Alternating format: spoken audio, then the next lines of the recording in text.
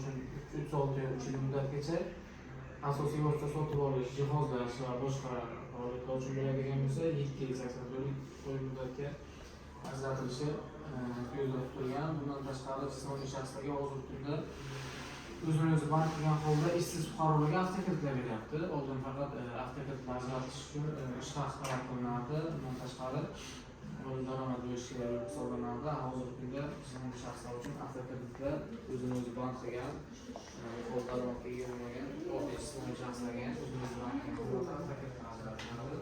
Bundan tashqari ipoteka kreditlarimiz, ya'ni yuridik shaxslar uchun ekspress maqsadsiz kredit, ya'ni jismoniy shaxslarga migratsiya san'atga ajratib kreditasiga tashlab beriladigan bo'lsa, yuridik shaxslarga maqsadsiz ekspress kredit joriy qilingan. Ular muddati 5 yil muddatga bo'ladi. Garovga ko'chmaslik taqdim etilsa, garovga avtotransport vositasi taqdim etiladigan bo'lsa 3 yil muddatga ajratiladi.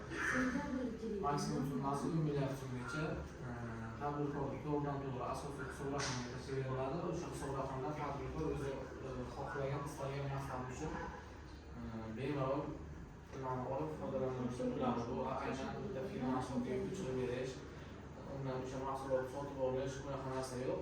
Faqat tadbirkor o'zi istagan faoliyat uchun naqd pul ishlagan kassadan to'g'ridan-to'g'ri yechib, bemalol borib o'z tadbirkorlik ishini davom ettirsa bo'ladi. Bundan tashqari garovsiz kreditlarimiz bor. Imkoniyat ko'rgizdi. 150 million so'mgacha aylanmalarni to'ldirish uchun garovsiz sug'urta polisi bilan tadbirkorlarga yoki tadbirkor yuridik shaxslarga bemalol ajratib yursak bo'ladi. 6 imkon 6 oy bo'lishi kerak-da. Muddati 1,5-8 oygacha. Oxirgi 6 oy mobaynida tadbirkor aktiv bo'lib faoliyat ko'rsatgan bo'lib hisob raqamida aylanmalarni amalga oshirgan bo'lsa, uni limiti o'sha hisob raqamdagi aylanma mablag'lardan kelib chiqib hisoblanadi. Foizi ham 23% dan 1,5 yil muddatga ajratiladi 18 oy.